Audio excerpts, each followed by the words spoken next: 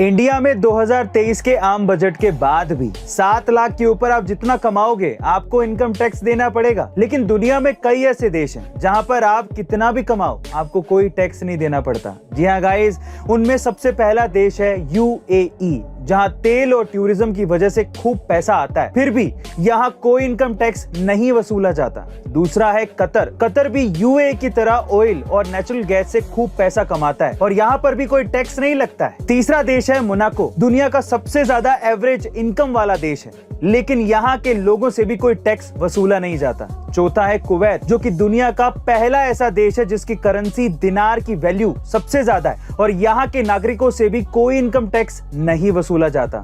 इसके अलावा मोल्डीव, Somalia, Bahamas, Bahrain, बुरनई और ओमान जैसे देश है जहां पर इनकम टैक्स नहीं लिया जाता है। वैसे गाइस, क्या आपको भी ये लगता है कि इंडिया में भी इन देशों की तर्ज पर इनकम टैक्स वसूला नहीं जाना चाहिए? कमेंट सेक्शन में जरूर लिखिएगा। गाइस, इंडिया में इलेक्शंस फेस्टिवल की तरह है, बहुत मायने रखते हैं। फिर चाहे वो जनरल इलेक्शंस हो या स्टेट इलेक्शंस, हर एक वोटर का वोट बहुत ही ज्यादा कीमती होता है। लेकिन भारत जैसे देश में पढ़ाई और नौकरी के लिए कई लोग अपना शहर छोड़कर दूसरे शहर में रहने चले जाते हैं, जिससे जब उनके राज्य में इलेक्शन होता है तो वो वोट नहीं डाल पाते और इलेक्शन जैसे इंपॉर्टेंट प्रोसेस में हिस्सा नहीं ले पाते, जिससे वोटिंग परसेंटेज भी काफी ज्यादा कम हो जाता है। इसीलिए इस प्रॉब्लम को सोल्व करने के लिए इलेक्शन कमीशन ऑफ इंडिया ने आने वाले सभी इलेक्शंस के लिए ईवीएम की तरह ही आरवीएम यानी कि रिमोट वोटिंग मशीन बना ली है, जो कि बिल्कुल ईवीएम की तरह ही बिना इंटरनेट के काम करेगी। बस फर्क सिर्फ इतना है कि इसकी मदद से कोई भी शख्स कहीं से भी आसानी से वोट डाल पाएगा। वैसे गाइस, आरवीएम के आने के बाद आप अपने वोटिंग राइट्स का इस्तेमाल जरूर करिएगा। आज हम लोग सम्राट अशोक की जन्मभूमि और गौतम बुद्ध की तपोभूमि बिहार के बारे में कुछ तथ्य जानते हैं। बिहार, जो कि पश्चिम में उत्तर प्रदेश, पूर्व में पश्चिम बंगाल, दक्षिण में झारखंड और उत्तर में नेपाल से घिरा हुआ है, वो जनसंख्या की दृष्टि से देश का तीसरा सबसे बड़ा राज्य है। यहाँ का राजकीय पशु बैल है, राजकीय पेड़ पीपल है, राजकीय चिड़िया गोरैया है और राजकीय भाषा हिंदी है। यही नहीं, बिहार मशरूम, लीची, मखाने, गुआवा और भिंडी उत्पादन के मामले में देश का पहला सबसे बड़ा राज्य है। वहीं तंबाकू कंजप्शन में भी इसका नंबर 1 पोजीशन है। इतना ही नहीं, बिहार को ऐतिहासिक भूमि भी कहा जाता है क्योंकि यहाँ स्थित नालंदा विश्वविद्यालय दुनिया का सबसे पुराना विश्वविद्यालय है, जो कि हमेशा से ही विदेशी यात्रियों के लिए शिक्षा का केंद्र रहा है। वैसे गाइस, आपको बिहार में किसी हॉट कॉफी की गलती उन्हें $6 लाख यानी कि लगभग आज के समय के हिसाब से 4 करोड़ रुपए की पड़ गई। कभी कभार कंपनीज की छोटी सी गलती, जिनका उन्हें अंदाजा भी नहीं होता, वो उन्हें बहुत ज्यादा महंगी पड़ जाती। ऐसी एक छोटी सी गलती मैकडोनल्ड को 1992 में काफी महंगी पड़ गई थी। उनकी एक छोटी सी हॉट कॉफी की गलती उन्हें $6 लाख यानी कि लगभग आज के समय के हिसाब से 4 करोड़ रुपए की पड़ गई थी। क्या थी वो गलती और उसके बाद मैकडोनल्ड ने अपने प्रोडक्ट में क्या सुधार किया, चलिए जानते हैं। अब हुआ कुछ यूं कि 79 ईयर ओल्ड स्टेला लेबेक नामक एक विडो एक कार में पैसेंजर सीट पर बैठी थी और उनके हाथ में मैकडोनल्ड की एक हॉट कॉफी थी और वो कॉफी गलती से उनके शरीर पर गिर गई। वो कॉफी सिर्फ नॉर्मली हॉट नहीं थी, वो कॉफी 88 डिग्री सेल्सियस तक हॉट थी, जिसकी वजह से स्टेला का नीचे का आधा शरीर पूरी तरीके से जल गया था और वो मर भी सकती थी। उसके बाद स्टेला को तुरंत अस्पताल पहुंचाया गया और वहां पर उनका ट्रीटमेंट हुआ, जिसमें लगभग $20,000 लग गए। अब क्योंकि ये सब मैकडोनल्ड की हद से ज्यादा गर्म कॉफी की वजह से हुआ था और इसी वजह से वो इंजर्ड हुई थी, तो वो मुआवजा मांगने के लिए मैकडोनल्ड के पास पहुंची। स्टेला ने मैकडी वालों को उन्हीं की कॉफी का टेम्परेचर चेक करने को कहा। फिर उसके बाद उन्होंने अपने साथ हुई आप बीती को बताया। उन्होंने बताया कि किस तरह से इतनी हॉट कॉफी उनके शरीर पर गिर गई थी, जिसका टेम्परेचर 88 डिग्री सेल्सियस था। उन्होंने ये भी बताया कि उनकी जान तक जा सकती थी। फिर उसके बाद उन्होंने बताया कि टोटल मेडिकल ट्रीटमेंट में $20,000 का खर्चा आया है, जो कि मैकडी वालों को देना होगा। इस कंपनसेशन की उन्होंने मांग की, लेकिन मैकडी वालों ने सिर्फ $800 देने की पेशकश की। गाइस, $20,000 का खर्चा आया और मैकडी वाले सिर्फ $800 दे रहे थे। इस बात पे स्टेला मैकडी वालों के खिलाफ कोर्ट चली गई और मुकदमा कर दिया। जब स्टेला ने मैकडी के खिलाफ ये केस किया तो और भी लोग सामने आए। स्टेला के वकील ने ऐसे 700 से ज्यादा गवाह बुला लिए जिन्होंने मैकडी की कॉफी से जलने की शिकायत दर्ज करवाई थी। कोर्ट ने स्टेला और बाकी सारे गवाहों को सुना, फिर उसके बाद स्टेला के हक में फैसला सुना दिया और उसके बाद मैकडी को $6 लाख का मुआवजा स्टेला को देने को कहा, जो आज के हिसाब से लगभग 4.5 करोड़ रुपए होते हैं। फाइनली स्टेला को उसका कंपनसेशन मिल गया। उसके मेडिकल ट्रीटमेंट में टोटल $20,000 खर्च हुए थे, लेकिन अदालत के इंटरफेरेंस के बाद मैकडोनल्ड को टोटल $6 लाख का मुआवजा देना पड़ा। अब यहां से आप लोगों के अलग अलग मत हो सकते हैं। कई लोग ये कह सकते हैं कि स्टेला को न्याय मिला, कई लोग ये भी कह सकते हैं कि मैकडी की इसमें क्या गलती थी, उसको इतना खामियाजा क्यों भुगतना पड़ा। देखिए, आपका जो भी मत हो, लेकिन यहां पर अदालत ने ऐसा फैसला क्यों सुनाया, उस फैक्ट को जरा जान लेते हैं। देखिए, कोर्ट के इस फैसले के बाद ऐसा नहीं है कि हॉट कॉफी हॉट नहीं बिकेगी या फिर इस टेम्परेचर पर नहीं बेची जाएगी। कॉफी तो हॉट है, वो इसी टेम्परेचर पर सर्व होगी, नहीं तो मजा कैसे आएगा, लोग उसे खरीदेंगे क्यों, ठंडी कॉफी कौन पिएगा। तो फिर सवाल ये उठता है कि निष्कर्ष क्या निकला, मैकडी को इतना मुआवजा आखिर देना क्यों पड़ा। तो ध्यान से सुनिएगा। कोर्ट का यह कहना था कि अगली बार अगर मैकडी किसी को हॉट कॉफी बेचता है तो उसे प्रोडक्ट की लायबिलिटीज को समझाना होगा, उसे हॉट कॉफी के प्रिकॉशंस को बताना होगा, उसे यह बताना होगा कि कॉफी हॉट है और यह आपको हार्म कर सकती है, इसीलिए बी केयरफुल। और इस कोर्ट के फैसले के बाद मैकडी अपने हॉट कॉफी के कप के नीचे प्रिकॉशंस लिखता है और ये बताता है कि कॉफी बहुत ज्यादा हॉट है, सो बी केयरफुल।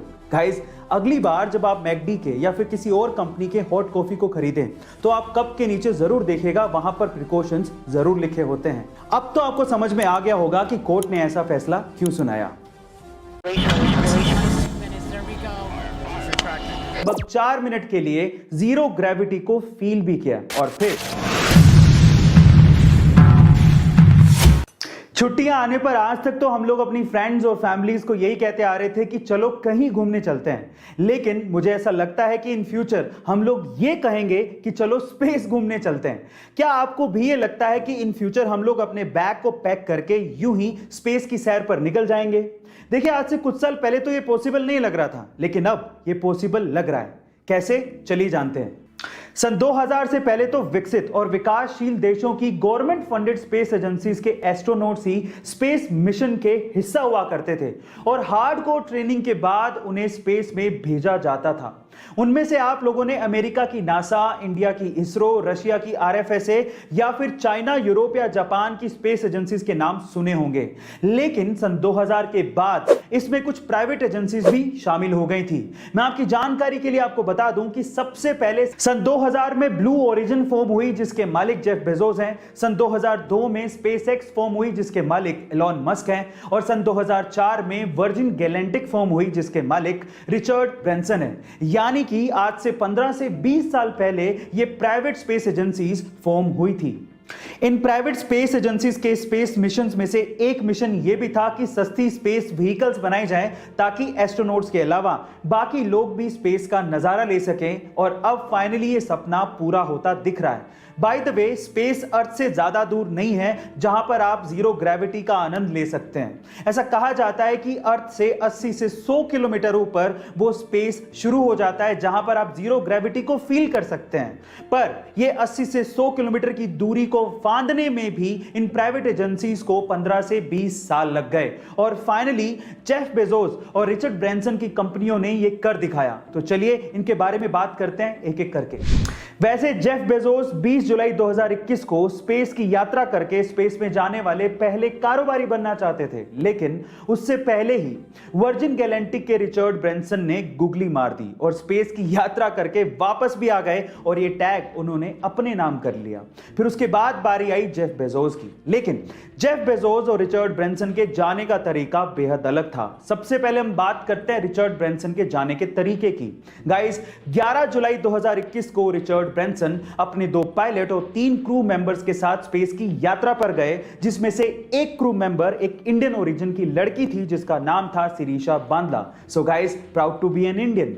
लेकिन वो किसी रॉकेट पर नहीं गए थे, वो एक नॉर्मल प्लेन के जैसा था, एक एरोप्लेन के जैसा, जिसके बीच में एक स्पेस प्लेन लगा हुआ था जिसका नाम था यूनिटी। सबसे पहले उस प्लेन ने नॉर्मल तरीके से उड़ान भरी और उसके बाद जैसे ही 50,000 फीट पर पहुंचे, सेंटर से यूनिटी स्पेस प्लेन अलग हो गया और उसके बाद सुपरसोनिक स्पीड से अर्थ से करीब 80 किलोमीटर ऊपर जाकर स्पेस में पहुंच गया। और उसके बाद आया मैजिकल मोमेंट। सारे क्रू मेंबर्स ने लगभग 4 मिनट के लिए जीरो ग्रेविटी को फील भी किया और फिर unity space plane normal plane की तरह लैंड हो गया। और इस तरह से रिचर्ड ब्रैंसन और उनके क्रू मेंबर्स ने पहली स्पेस की यात्रा खत्म की। गाइस, अगले साल रिचर्ड ब्रैंसन की कंपनी वर्जिन गैलेक्टिक बाकी लोगों के लिए भी स्पेस की ये सैर शुरू करने वाली है, जिसके लिए वो पर ट्रैवलर 2 से 2.5 करोड़ रुपया चार्ज कर रही है, जिसके लिए अभी तक 600 से ज्यादा रजिस्ट्रेशन भी हो चुके हैं और उनमें जस्टिन बीबर और लियोनार्डो डिकैप्रियो भी शामिल हैं। और अब बात करते हैं जेफ बेजोस की, जो कि अपने भाई और 2 और क्रू मेंबर्स के साथ 20 जुलाई 2021 को ब्लू ओरिजिन के न्यू शेफर्ड स्पेसशिप में बैठ के स्पेस की यात्रा पर गए थे। पर फिर फर्क क्या था? सबसे पहला फर्क यह था कि जेफ बेजोस एरोप्लेन में नहीं बल्कि रॉकेट में गए थे, जिसमें ऊपर एक कैप्सूल लगा हुआ था, वो डिटैच हो सकता था, यानी कि डिटैचेबल था। दूसरी खास बात यह थी कि यह यात्रा पूरी तरह से ऑटोमेटिक थी, यानी कि इसमें कोई पायलट था ही नहीं। तीसरी खास बात यह थी कि पहली बार किसी स्पेसशिप में कैप्सूल पर इतने बड़े बड़े ग्लासेस लगे हुए थे, जिससे बाहर का नजारा बहुत ही क्लासिक दिखता था। चौथी खास बात यह थी कि यह यात्रा मात्र 11 मिनट में ही खत्म हो गई थी और उसमें सिर्फ 4 मिनट वो लोग स्पेस में रहे थे और जीरो ग्रेविटी को उन्होंने फील किया था। जेफ बेजोस की स्पेस यात्रा की एक और खास बात यह थी कि उनका रॉकेट कर्मन लाइन तक गया था, यानी कि अर्थ से 100 किलोमीटर ऊपर तक पहुंचा था। अब देखिए, बेहतरीन कौन है, रिचर्ड ब्रैंसन या फिर जेफ बेजोस, ये तो वक्त ही बताएगा। लेकिन स्पेस ट्रैवलिंग में एक रेवोल्यूशन जरूर आने वाला है, जिसमें एस्ट्रोनॉट के अलावा बाकी लोग भी ऊपर जाकर हमारी खूबसूरत अर्थ का नजारा देख पाएंगे। क्या आप भी देखना चाहते हैं? बताइएगा जरूर। जब टेस्ला कंपनी डूबने वाली थी और स्पेसएक्स के शुरू के 3 रॉकेट लॉन्च पूरी तरह से हवा में ही बर्बाद हो गए, हमारी असली दुनिया के असली आयरन मैन और दुनिया के सबसे क्रांतिकारी आदमी माने जाने वाले एलोन मस्क ऐसे ही इतनी ऊंचाइयों पर नहीं पहुंचे।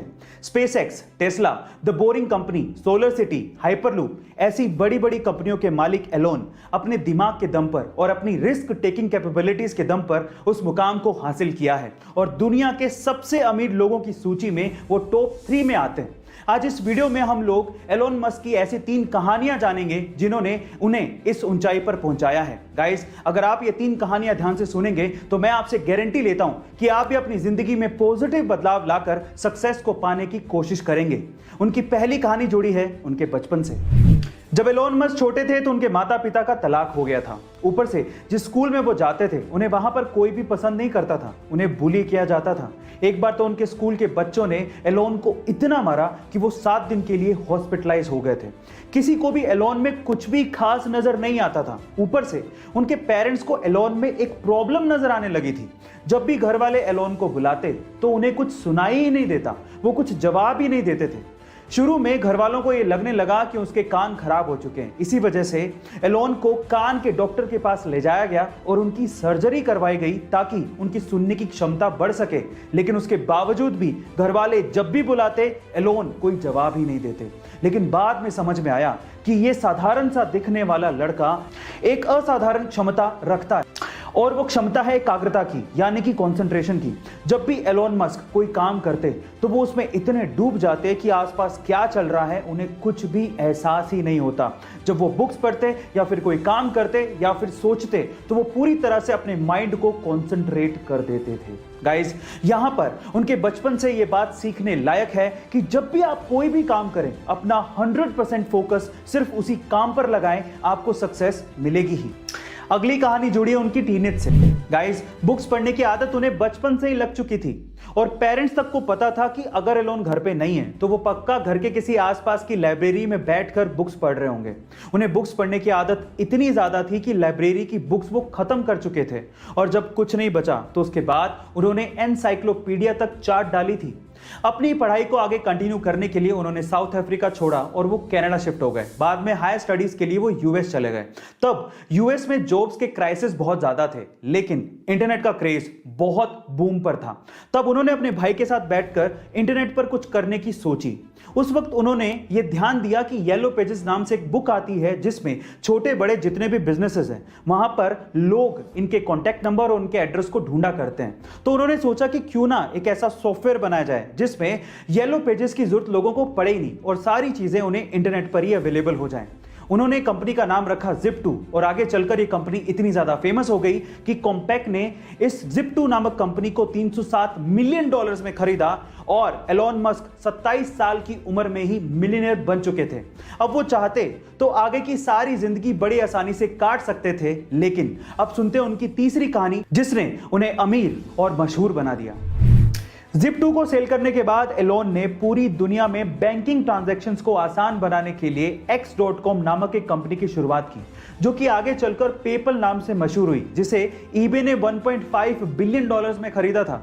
अब एलोन मस्क के पास पैसा बहुत था और अब बारी थी दुनिया को बदलने की। इसीलिए एलोन मस्क ने अपने पैसों को ऐसी कंपनीज में इन्वेस्ट किया जो कि फ्यूचरिस्टिक आइडिया थे, लेकिन लोगों को ये आइडियाज बेकार लगते थे। जब एलोन ने इन कंपनीज में अपना पैसा डाला तो लोग उन्हें पागल और पैसा बर्बाद करने वाला कहने लगे थे। सन 2002 में एलोन मस्क ने अपने पैसों का 75% हिस्सा स्पेसएक्स नामक कंपनी में लगाया, जो कि सस्ते स्पेस व्हीकल बनाना चाहती थी और लोगों को स्पेस की सैर करवाना चाहती थी। और सन 2004 में बाकी बचा हुआ पैसा टेस्ला कंपनी में लगाया, जो कि इलेक्ट्रिक व्हीकल बनाना चाहती थी। लेकिन कुछ भी आसानी से नहीं मिलता। एक वक्त ऐसा आया जब टेस्ला कंपनी डूबने वाली थी और स्पेसएक्स के शुरू के 3 रॉकेट लॉन्च पूरी तरह से हवा में ही बर्बाद हो गए थे। अब एलोन के पास सिर्फ इतना ही पैसा बचा था जिससे या तो वो टेस्ला कंपनी को बचा पाते या फिर स्पेसएक्स के चौथे रॉकेट लॉन्च में खर्च कर पाते। फिर से उन्होंने हिम्मत दिखाई, रिस्क उठाया और अपना पैसा स्पेसएक्स के चौथे रॉकेट लॉन्च में लगाया, जो कि फॉर्चुनेटली सक्सेसफुल रहा और नासा ने तब एलोन मस्क को बैक किया, $1.6 बिलियन की फंडिंग दी। उसके बाद से स्पेसएक्स ने कभी पीछे मुड़ के नहीं देखा और आज स्पेसएक्स दुनिया की टॉप 6 स्पेस एजेंसीज में शुमार है और टेस्ला ने तो एलोन मस्क को दुनिया का सबसे अमीर आदमी बना दिया है। यहां पर सीखने लायक बात यह है कि अगर आपके आइडियाज पर आपको भरोसा है तो रिस्क जरूर उठाओ, क्योंकि किस्मत भी उसी का साथ देती है जो कि अपने आप पे विश्वास रखता है और रिस्क उठाता है। याद रखो, गिरते हैं सिपे सलार जंगे मैदानों में, वो क्या गिरेगा जो अपने घुटनों पर चले।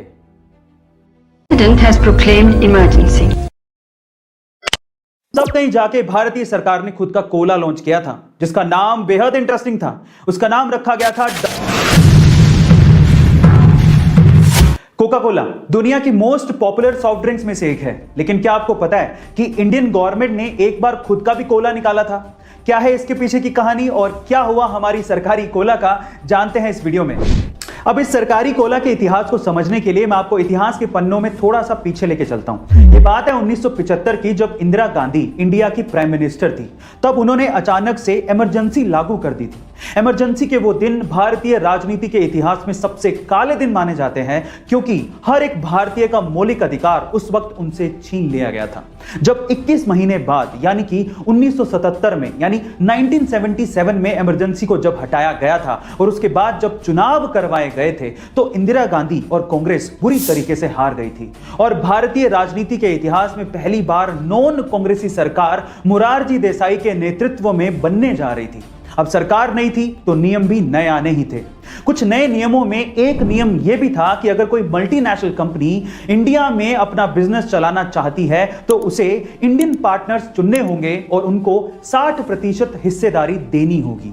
अब इसमें कोका कोला भी शामिल थी, लेकिन कोका कोला को यह चीज मंजूर नहीं थी। वो अपनी रेसिपी इंडियन इन्वेस्टर्स के साथ साझा नहीं करना चाहती थी। गाइस, मैं आपकी जानकारी के लिए आपको बता दूं कि आज भी कोका कोला की रेसिपी पूरे दुनिया में सिर्फ 2 लोगों को पता है और उन्हें पूरी निगरानी के साथ रखा जाता है, और वो भी कोका कोला के बहुत ही विश्वासी 2 लोग हैं। लेकिन तब कोका कोला को यह मंजूर नहीं था और इसीलिए उन्होंने इंडिया में अपने ऑपरेशंस को बंद कर दिया था। अब इस कहानी में आया असली ट्विस्ट। जब कोका कोला कंपनी ने भारतीय मार्केट को छोड़ दिया था, तब भारत की सरकार ने सोचा कि क्यों ना इतने बड़े मार्केट को हम खुद कैप्चर करें और क्यों ना अपना एक कोला लॉन्च करें। तब कहीं जाके भारतीय सरकार ने खुद का कोला लॉन्च किया था, जिसका नाम बेहद इंटरेस्टिंग था। उसका नाम रखा गया था 777, जिसको सरकारी कोला भी कहा जाता था। पर सवाल यह है कि इसका नाम 777 ही क्यों रखा गया।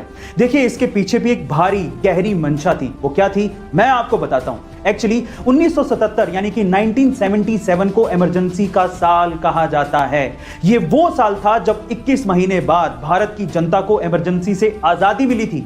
ये वो साल था जब पहली बार भारत के इतिहास में एक नॉन कांग्रेसी सरकार बनी थी। ये वो साल था जब कांग्रेस सत्ता से बाहर हो गई थी।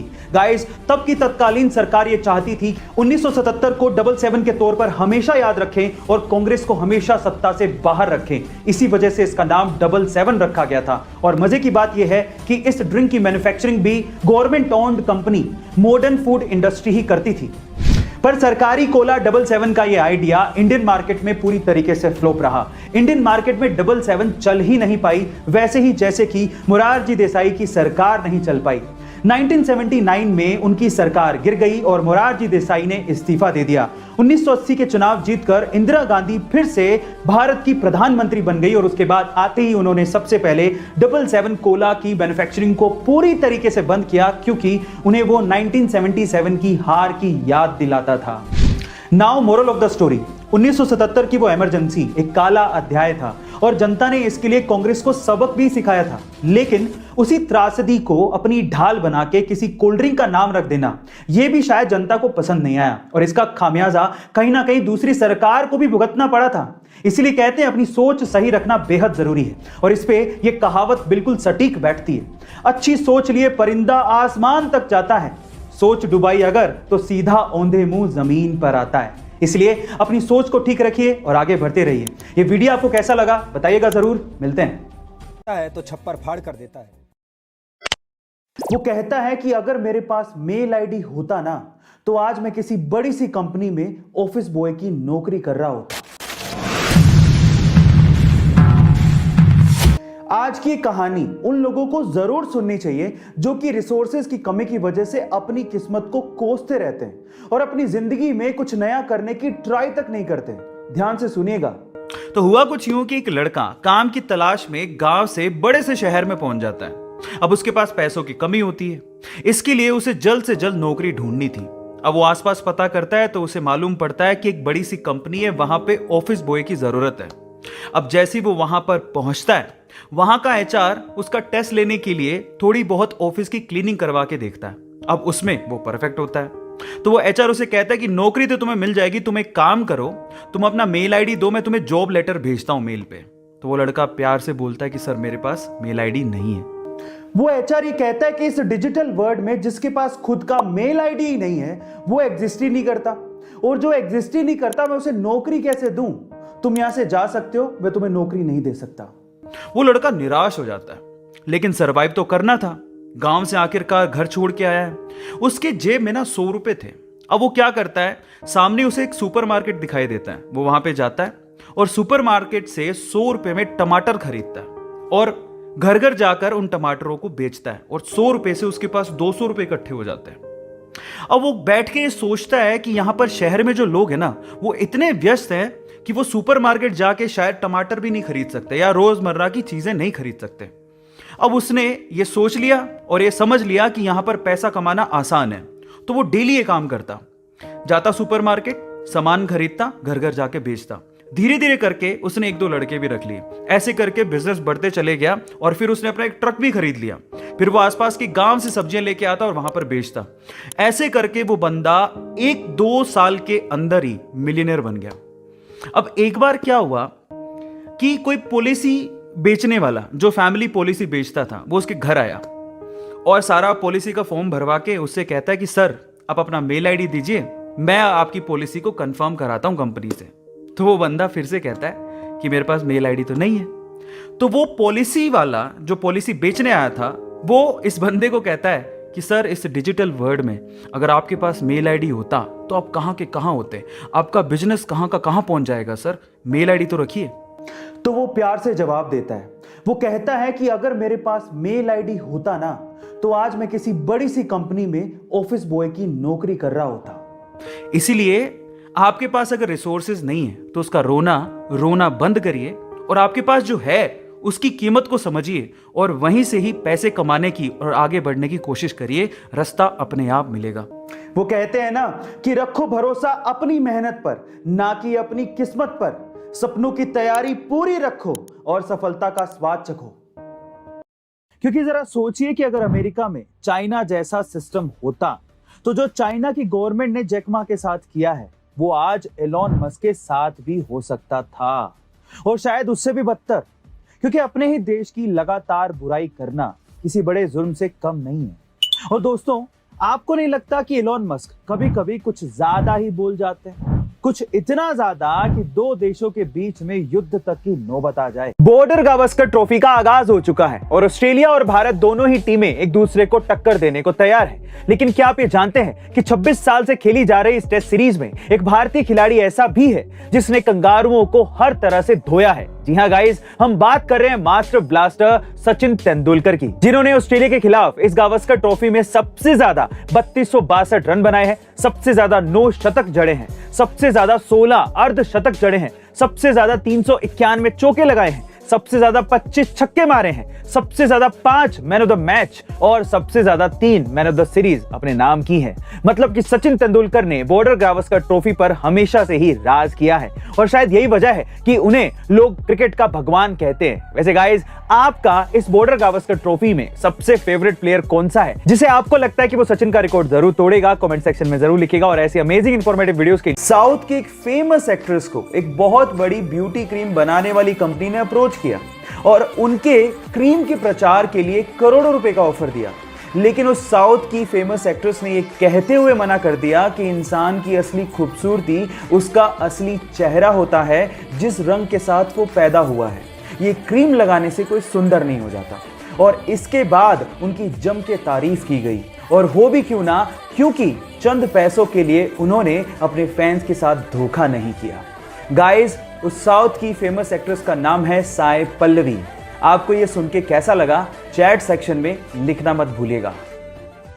छुट्टी लेने के लिए एप्लीकेशन लिखनी हो या स्कूल का होमवर्क करना हो, मैथ का कोई क्वेश्चन सोल्व करना हो या फिर कोई कहानी लिखनी हो, चैट जीपीटी है ना। मतलब कि आपके हर सवाल का जवाब है चैट जीपीटी के पास। लेकिन आखिर ये चैट जीपीटी है क्या, जो कि इस समय बहुत ज्यादा चर्चे में है? दरअसल ये चैट जीपीटी गूगल की तरह ही एक सर्च इंजन है जो कि पूरी तरह एआई सिस्टम पर काम करता है। और इसकी सबसे खास बात यह है कि जब हम इस पर कुछ भी सर्च करते हैं तो इसमें हमें गूगल की तरह उससे रिलेटेड ढेर सारी वेबसाइट नहीं मिलती, बल्कि डायरेक्ट ही बेस्ट रिजल्ट मिल जाता है, जिसकी वजह से अब ये गूगल को भी मात दे रहा है। और लोगों का ये भी मानना है कि आने वाले दिनों में ये गूगल को खत्म कर देगा। और इस बात का सबूत ये है कि एलॉन मस्क और बिल गेट्स जैसे अमीर लोगों ने भी इसमें इन्वेस्ट किया है। वैसे गाइस, आपको क्या लगता है कि क्या वाकई में चैट जीपीटी गूगल को खत्म कर सकता है? कमेंट सेक्शन में जरूर लिखिएगा। अमेरिका की secret agency FBI Elon Musk के पीछे पड़ गई है, क्योंकि उनके पास अमेरिका के राष्ट्रपति जो बाइडेन से जुड़े हुए कुछ ऐसे सीक्रेट डॉक्यूमेंट्स हैं जो अमेरिका ही नहीं बल्कि दूसरे देशों के काले चिट्ठे भी खोल सकते हैं। दरअसल ये पूरा माजरा रशिया यूक्रेन युद्ध से पहले का है, जब जो बाइडेन के बेटे हंटर बाइडेन के लैपटॉप से कुछ ऐसे डॉक्यूमेंट्स लीक हो गए थे जिसमें यूक्रेन ने रशिया के खिलाफ प्रोपेगेंडा फैलाने के लिए हंटर बाइडेन को रिश्वत देने तक की जानकारी थी। हालांकि उस समय ये डॉक्यूमेंट्स ट्विटर की लीगल हेड विजया गड्डे के हाथ में लग गए थे, तो इनका पर्दाफाश नहीं हो पाया, क्योंकि विजया गड्डे हमेशा से ही जो बाइडेन की पार्टी को सपोर्ट करती आई हैं।